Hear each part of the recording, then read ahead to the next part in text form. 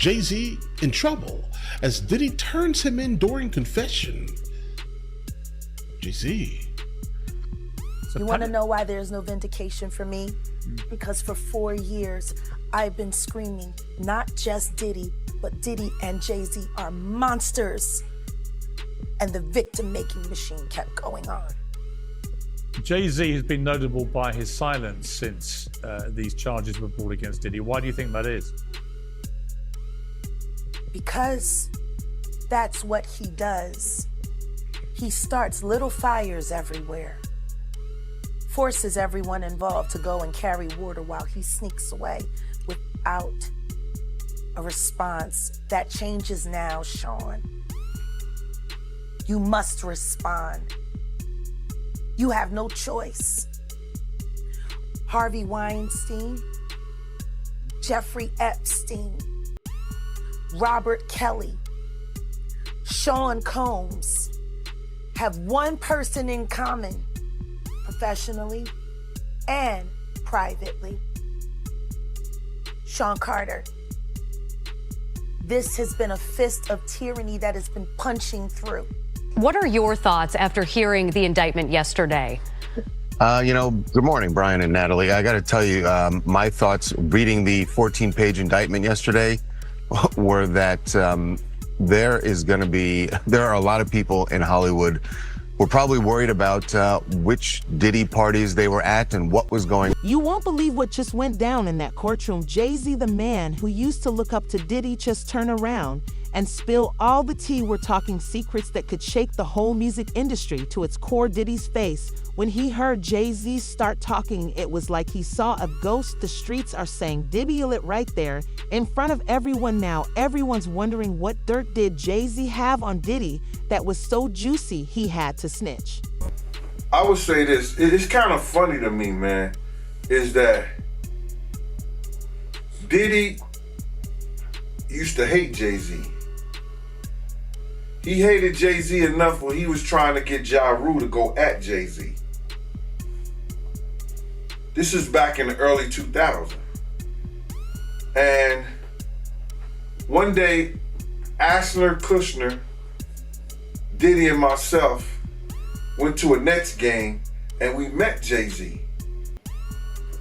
I've never been a Jay-Z fan, like some of his music, the whole 9 yards. But when we went over to the, I think that was Prudential Center in Newark, and him and Puff met up, it was strange to me. Because I remember what Puff was trying to do. And then both of them, they was talking about something amongst each other, amongst all of us, and laughing and joking with each other. Then over the years, I see them giving garden parties. You understand what I'm saying? You could tell that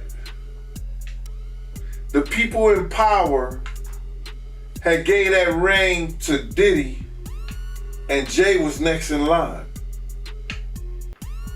So to separate him, when in fact, they may be two of the same, but because Jay-Z is low-key, that low-key sneaky shit, and Diddy is, and was, rambunctious, just out with it, it don't mean that they not two of the same. One just a little quiet with his shit. What happened at the basketball game? When they ran into, you guys ran into Jay-Z? They was just talking. They was talking amongst each other about their little white girls. They little skinny white girls. And I mean, did Diddy always say negative things about Jay around you? The time he was trying to get Ja Rule to go at Jay, yeah. He was. They worked it out. Was there a reason behind it? I couldn't tell you the reason behind it. It was just it's probably because Big had died. I don't know what it was, man. I don't know why he wanted Ja Rule to go at Jay. I guess if he kept them beefing or kept them into some bullshit, he could rise up in between both of them. You know what I mean? Yep. It definitely was some snake shit. Remember when Jay-Z was just Diddy's little sidekick? Those days are long gone. We're talking ancient history like flip phones and MySpace. Back in the day, Jay-Z was just another hungry rapper trying to make it big, and Diddy was the king of the hip-hop castle. Diddy took Jay under his wing, showed him the ropes, and probably thought he was grooming the next generation of talent. But chilly, he had no idea he was nurturing a whole lion. Fast forward to today, and JJI walks into that courtroom like he owns the place.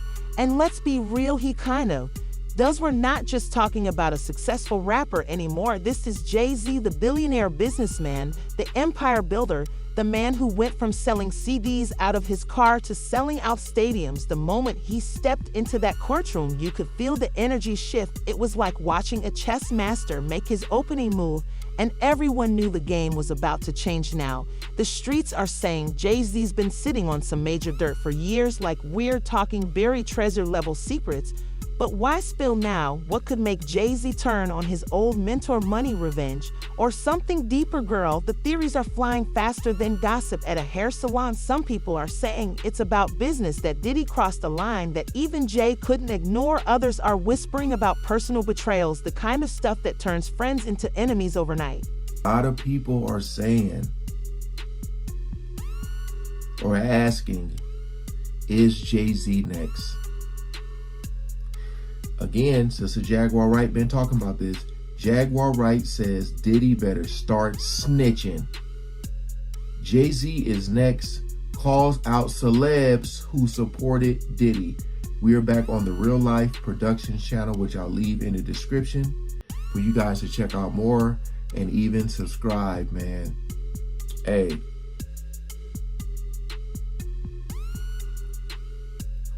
I think it's going to take a lot. It's going to take a lot to take Jay-Z down. Just because I think he's really in deep with the people above him. So I think like they really going to try to protect them as much as they can.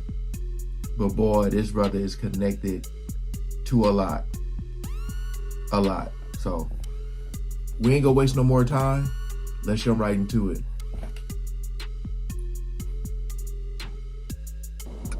So what are your thoughts on all the his celebrity friends that denounced those allegations and were like, this is false, and you know, liars. They were saying, yeah, should they speak up now?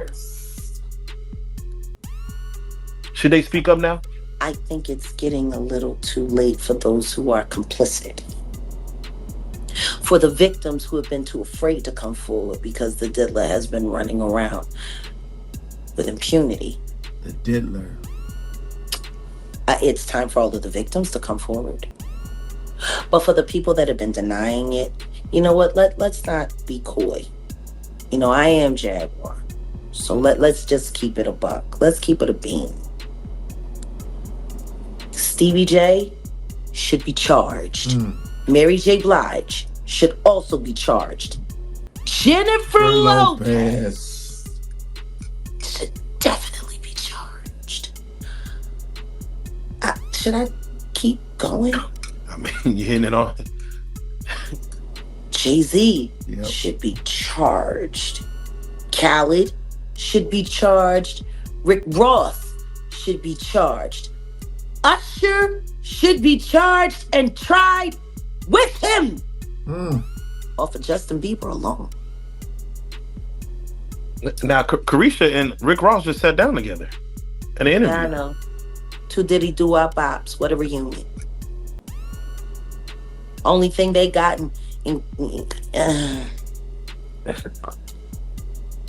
now, will Diddy start snitching? She threw it up. Yeah, you better. He better. But the only thing I'm interested in him talking about is... So, I know what she's saying, like, Diddy, again, this is all on if he make it to trial, but probably in order for him to get less time, he's going to have to take down a lot of people with him. That's the main reason why I said I don't know if it's going to make it to trial. You know, because if Diddy talks, ooh-wee. Oh, unless he's like just done, unless he's like, you know, I can't do no 20 years in jail. You know, so like if they say, you know, we're gonna give you 30 years. If you talk, we give you 20. I don't know. I can't do no 20 years. I ain't gonna say nothing. But hear the real tea. When Jay-Z's testimony began, the whole room went silent. You could hear a pin drop, or in this case, probably a diamond earring. Everyone was leaning and holding their breath, waiting to see what bombs Jay was about to drop. And what he said next had everyone's jaws on the floor. It wasn't just the words, it was how he said them. Cool, Cal, collected, like he was reading a grocery list, not exposing industry, shaking secrets. Jay-Z laid it all out piece by piece, building a picture that had people gasping and shaking their heads. He talked about deals gone wrong, about promises broken, about a side of the music industry that most people never see. And Diddy, girl, you should have seen his face. It was like watching someone realize they're on a sinking ship and their life jacket just sprung a leak. With every word Jay-Z spoke, you could see Diddy's empire crumbling. This wasn't just tea being spilled, this was a whole kettle being dumped over Diddy's head. The craziest part, it felt like Jay-Z was just getting started, like he had an entire library of secrets and he was only on the first chapter. People in the courtroom were looking at each other like, is this really happening? It was the kind of moment that changes everything: friendships, alliances, whole careers. You know, obviously they are friends, they're business associates and affiliates, and of course they're not going to say anything because they were, I'm not saying they were part of it, but they were around it. So it doesn't matter how they want to say it. If they come out and apologize, there's going to be more questions. If they don't say nothing, there's going to be questions. I have heard some things about the camp from Jay-Z, not from Jay-Z itself, and seen some things as well, I would say, but I want to be very careful here. That show similar puffy behavior, okay? You said from the camp of, not directly him, but people in his team. Got it, just to clarify. People, exactly, and very famous people. So again, it's just things that you wouldn't think that they will ever be capable of doing, but then they are doing it. So, but I'm not saying he did or did not. Jay-Z itself cannot say that. But have you spoken to people since this has now broke even bigger and more? Are people feeling more confident? Have you heard from specific people that you believe have gone through the ringer on this? Yeah, I mean, I have spoken to some people, and a lot of them are very broken, especially people that have been in this industry for a very long time, that just have been silenced and been afraid of, what if I'm out of this circle? What am I going to do with my life, right? But they have actually recognized the abuse and seen, okay, that's not normal. Because a lot of people, they just felt like, well, it's just a part of this business and it's normal and it shouldn't be normalized. So I think it's good that all these things are coming out and people can actually heal and free themselves. If they come out and do a lawsuit or not, that's up to them. But sometimes it's just a healing for themselves, you know? If you thought that was juicy, wait till you hear what came next. Jay-Z opened his mouth and suddenly it was like he had the key to Pandora's box of hip-hop secrets. What he revealed next is the kind of tea that doesn't just spill, it floods the courtroom. Was so quiet you could hear a pin drop. Everyone was on the edge of their seats waiting to see what bombshells Jay-Z was about to drop.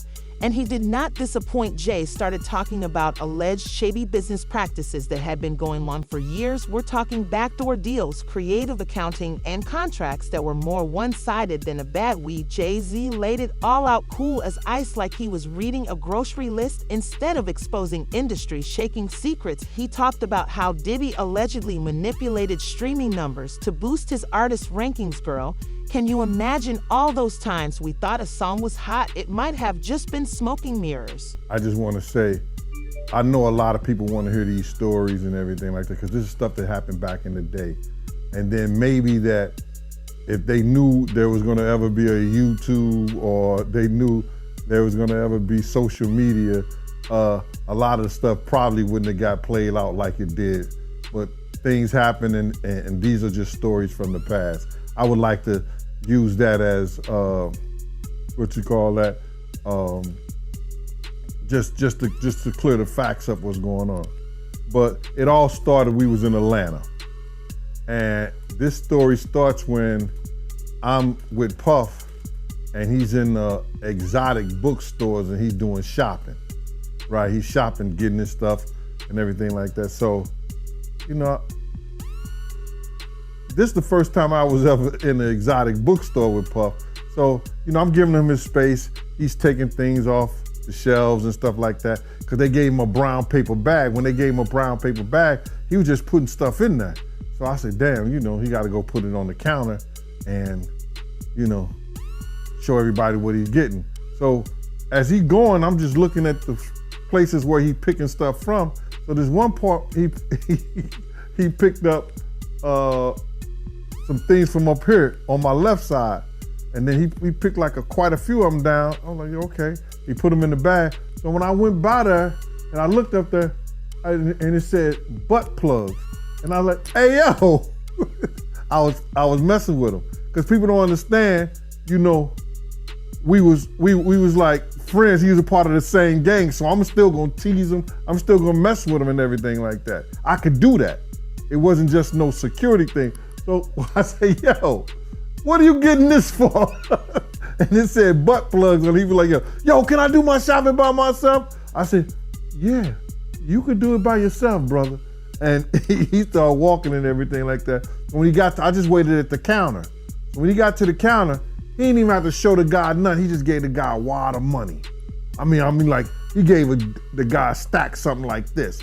And Puff wasn't the dude that carried no 20s and no 50s and nothing like that. And I mean, like, he just said, boom. And we walked out the store.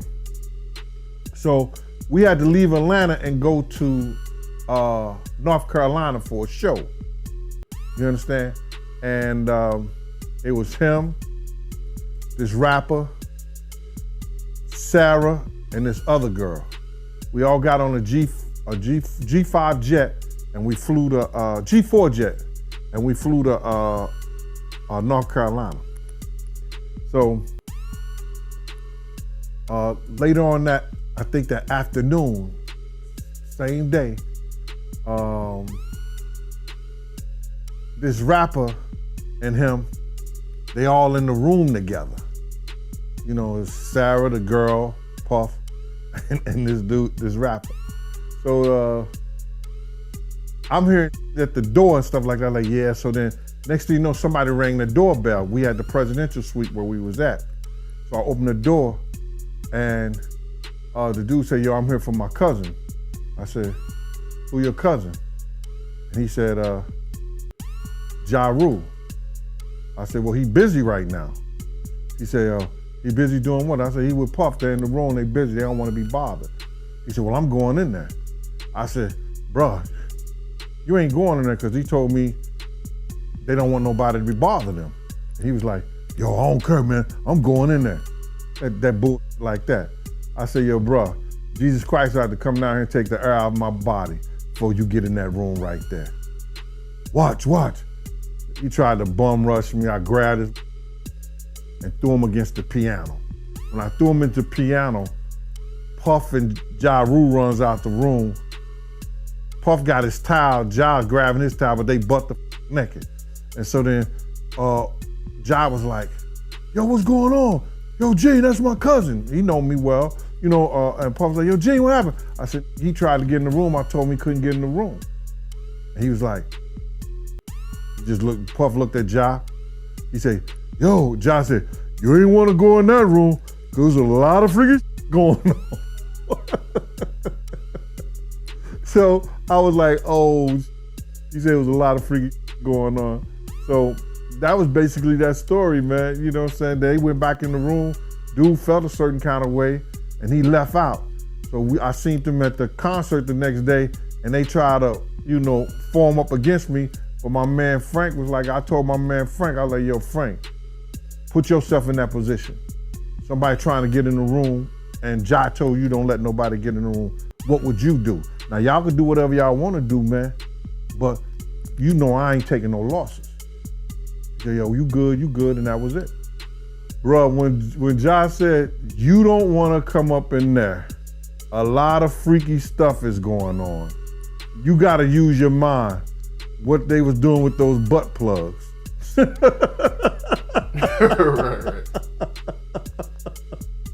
But that wasn't even the juiciest part. Jay spilled the tea on how did he supposedly use intimidation tactics to keep other artists in line. We're talking threats, blackmail, the whole yards.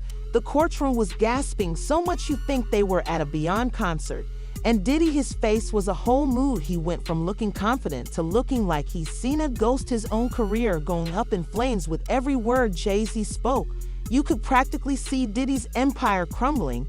It was like watching a real-life episode of Empire, but with higher stakes and better fashion. The tea kept coming, and it was scalding hot. Jays dropped names like they were hot potatoes, implicating other big players in the industry. People in the courtroom were side-eyeing each other, probably wondering if their names were going to come up next.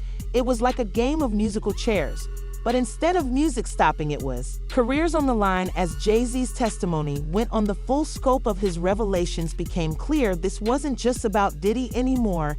It was about exposing a whole system of corruption and manipulation that had been running the music industry for years. Jay-Z was pulling back the curtain, and what was behind it wasn't pretty.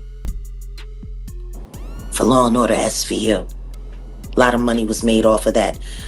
Natanya Rubin has not begun to see reparations for what happened to her life. How did NBC get to profit off of it? That is crazy. See what I'm saying? Yeah. It's a cold world. If it was good enough to be a television episode, it should be good enough to be reopened for charges. Because clearly there were other people that knew the truth of that story. The fact that Keefe D is in jail for Pac's murder, do you feel like they may go even deeper to the 90s in regards to just asking? They have to, because that's the beginning of everything that's leading up to the tragedies that are about to happen now. We have to go back to the beginning. Everybody knows at this point in time, Keefe D ain't do it. He's already made it very clear he had a profit deal, which means he's been working with the government all this time. When are people going to start asking how long Diddy and Jay-Z have been cooperating with the government as well? Everybody was cooperating with the feds but them? Doesn't make any sense. What I do know, though, is that everyone is starting to notice things that they didn't notice 15, 20 years ago. Suge isn't looking like the monster that everyone painted him out to be. That's what they were saying. Diddy sure ain't no choir boy. The more we start to uncover things, we're starting to realize that whatever we've been led to believe, it's actually the exact opposite. Yeah. Like I told you, you guys got to talk to that girl, Love Jones,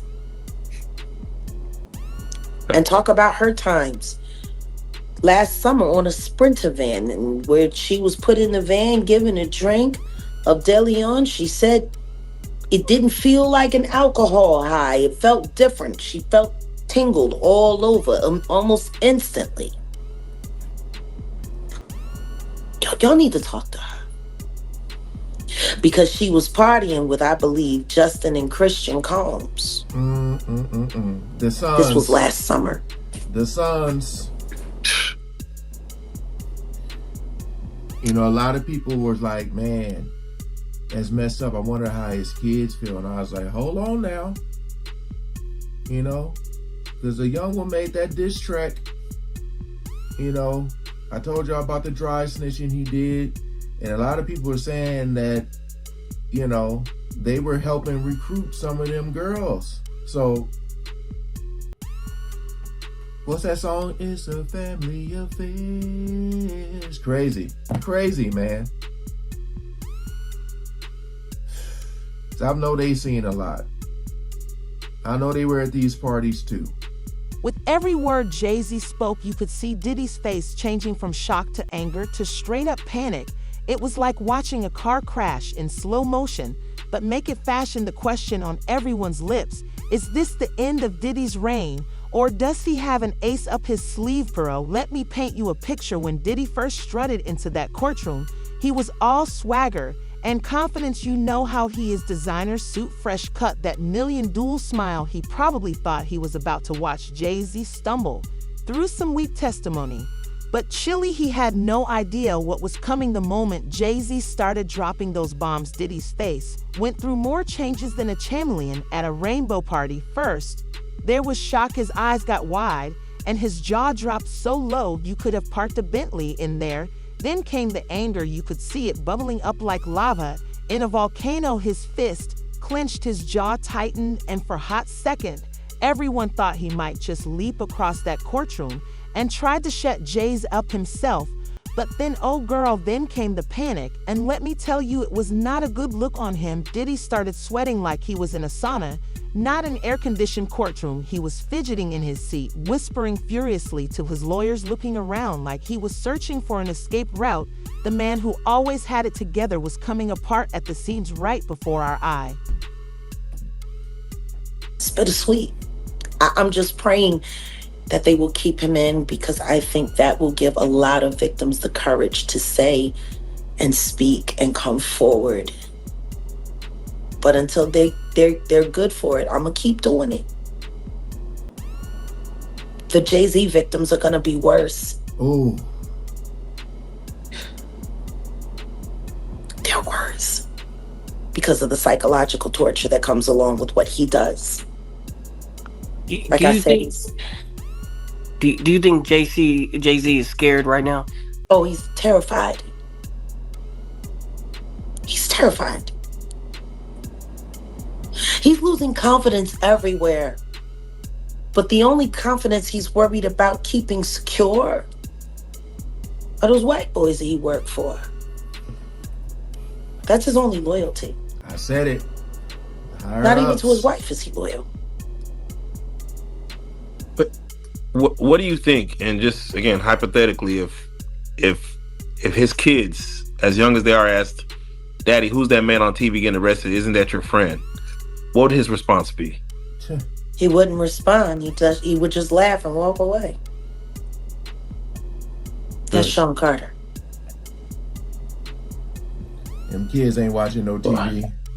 He doesn't own up to anything. Ever. Gaslight you right in your face. Do it smooth. He's a sociopath. He doesn't have any real feelings or emotions. Everything is transactional. Even his marriage. You know? I think the only time he's really comfortable and happy in his own skin is when he's laying in the warm embrace of a man. Jack, come on. Jack. What? Come on, man. You can't paint those kind of pictures into people's heads, man. Why? It got painted in the mind with the videotape that I saw of him looking very happy in the embrace of a man. I didn't want to believe it. Damn, okay. Well, Jack, I couldn't believe it. Then it all made sense, you know? Jack, what was the last conversation that you and Jay-Z had? How did that go? He told me he was going to end my career and make sure no one in the world ever knew I existed. And I told him it was a pretty big world, and we'll see, Sean. Amazing hat trick. People in the courtroom couldn't stop staring. It was like watching a train wreck. You know you shouldn't look, but you just can't help it. Some folks were even whispering that they saw tears in Diddy's eyes. Can you imagine the man who built an empire on his tough image crying in public?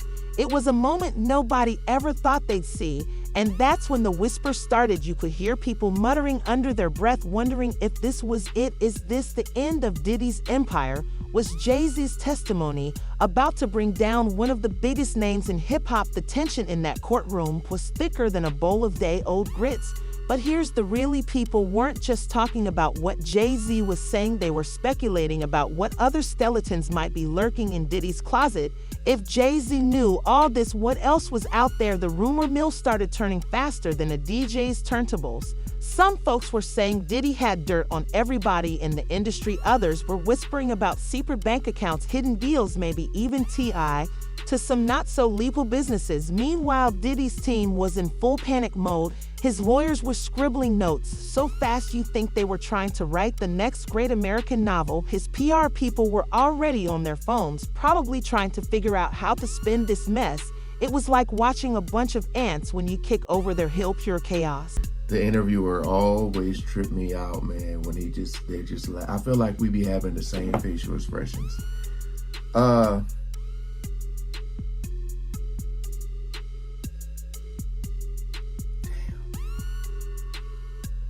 Will Diddy talk? Will Diddy live to talk?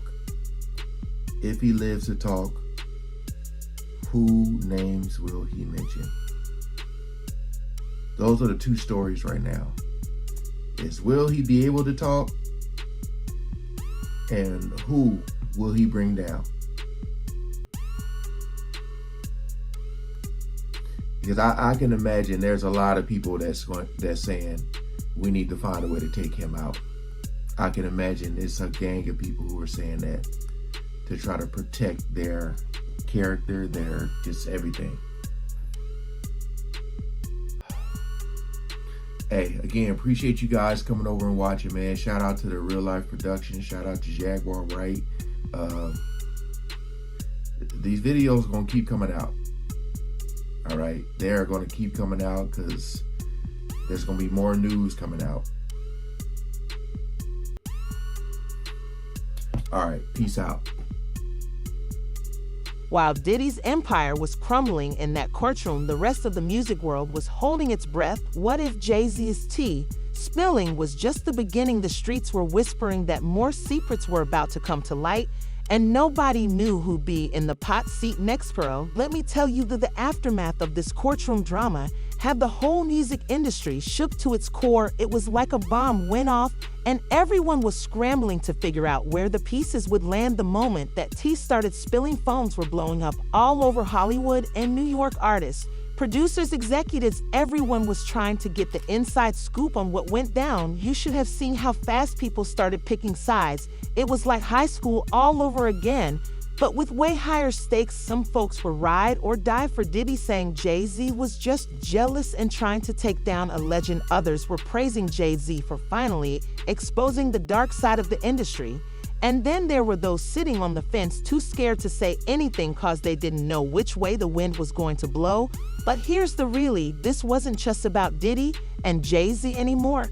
This drama was reshaping the whole power structure of hip-hop and beyond. You had young artists looking at their contracts with new eyes, wondering if they were getting played. Made big man producers were suddenly not returning calls, probably worried about what skeletons might be in their own closets. And don't even get me started on the record labels. They were in full damage control mode, trying to figure out how to keep their own dirty laundry from airing out. You tell Big Mama that enough is enough. You can't tell Wolf Mama enough is enough. You tell D Ferg Mama enough is enough. You understand? You tell all those people who supported you and they survivors, enough is enough. You didn't tell me about that. So he tried to get somebody to reach out to you? No, I got a phone call from Kirk Burroughs. And Kirk Burroughs, and I ain't gonna get this guy no play. Not Kirk Burroughs, but one of the Puff dudes that I know that's real close to him said, Kirk told me, yo, he wanna reach out to you, Gene. He wanna speak to you. I said, speak to me for what? What do you want to speak to me for? If he's trying to speak to me, it's for Puff. Point blank. I know the dude. I know how close he is to Puff. He's been with Puff from day one.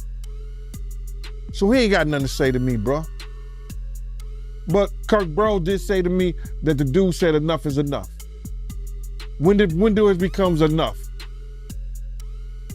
Yo, because bro, listen, I didn't ask to be put in this situation. You understand? And a lot of people ain't gonna understand this. Because a lot of people wouldn't give up what I've given up to be in this situation. You understand? My whole thing about it is, when you lean on right, you ain't gonna never turn to wrong. And my whole thing about it is that Puff wasn't right what he did to people around us, man. He wasn't right what he did to people around us.